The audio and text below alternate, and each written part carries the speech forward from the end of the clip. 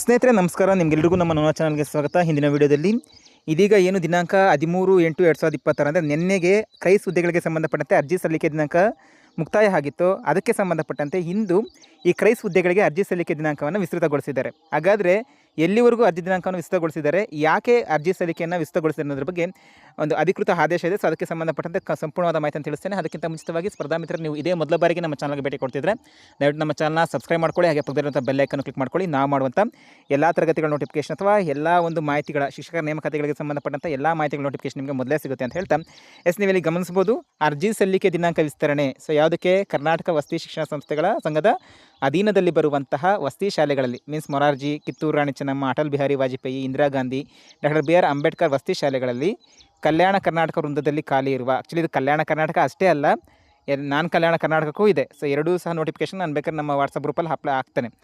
ಖಾಲಿ ಇರುವ ವಿವಿಧ ಗ್ರೂಪ್ ಸಿ ವೃಂದದ ಹುದ್ದೆಗಳಿಗೆ ನೇರ ನೇಮಕಾತಿ ಮಾಡುವ ಸಂಬಂಧ ಕರ್ನಾಟಕ ಪರೀಕ್ಷಾ ಪ್ರಾಧಿಕಾರದ ಆನ್ಲೈನ್ ಮೂಲಕ ಅರ್ಜಿಗಳನ್ನು ಆಹ್ವಾನಿಸಿ 10/7/2020 ಅಧಿಸೂಚನೆ ಹೊರಡಿಸಿ 13/8/2020 ಅಂದರೆ ನಿನ್ನೆವರೆಗೂ ಅರ್ಜಿ ಸಲ್ಲಿಸೋದಕ್ಕೆ ಅವಕಾಶವನ್ನು ಕೊಟ್ಟಿದ್ದರು.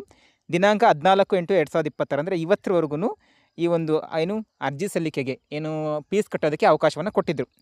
ಆದರೆ ಕೆಲವು ಅಭ್ಯರ್ಥಿಗಳು ಪ್ರಾಧಿಕಾರಕ್ಕೆ ಮನವಿಗಳನ್ನು ಸಲ್ಲಿಸಿ ಅರ್ಜಿ ಸಲ್ಲಿಕೆ ದಿನಾಂಕವನ್ನು ವಿಸ್ತರಿಸಲು ಕೋರಿದ್ದರಿಂದ ಮೇಲ್ಕಂಡ ಸಂಸ್ಥೆಯ ಹುದ್ದೆಗಳಿಗೆ ಅರ್ಜಿ ಸಲ್ಲಿಸಲು ಹಾಗೂ ಶುಲ್ಕ ಪಾವತಿಸಲು ದಿನಾಂಕವನ್ನು ಈ ಕೆಳಗಿನಂತೆ ವಿಸ್ತರಿಸಲಾಗಿದೆ ಎನ್ನುವಂಥ ಮಾಹಿತಿಯನ್ನು ಕೊಟ್ಟಿದ್ದಾರೆ.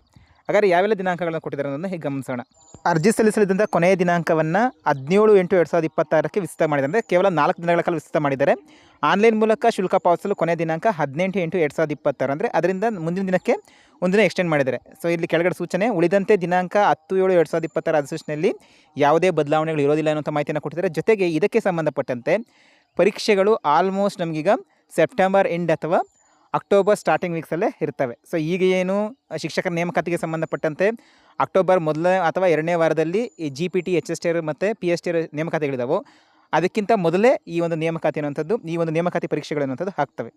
ಸ್ನೇಹಿತರೆ, ಇದಾಗಿತ್ತು ಇವತ್ತಿನ ಮಾಹಿತಿ. ಇದೇ ರೀತಿಯ ಮತ್ತಷ್ಟು ಮಾಹಿತಿಗಳಿಗೆ ನಮ್ಮ ಚಾನಲ್ನ ಸಬ್ಸ್ಕ್ರೈಬ್ ಮಾಡ್ಕೊಳ್ಳಿ, ಹಾಗೆ ಪಕ್ಕದಲ್ಲಿರುವಂಥ ಬೆಲ್ ಐಕನ್ ಕ್ಲಿಕ್ ಮಾಡ್ಕೊಳ್ಳಿ. ನಾವು ಮಾಡುವಂಥ ಎಲ್ಲ ಮಾಹಿತಿ ನೋಟಿಫಿಕೇಶನ್ ನಿಮಗೆ ಮೊದಲೇ ಸಿಗುತ್ತೆ ಅಂತ ಹೇಳ್ತಾ ಮುಂದಿನ ವಿಡಿಯೋದಲ್ಲಿ ಭೇಟಿಯಾಗೋಣ ಸ್ನೇಹಿತರೆ. ನಿಮಗೆಲ್ಲರಿಗೂ ಧನ್ಯವಾದಗಳು.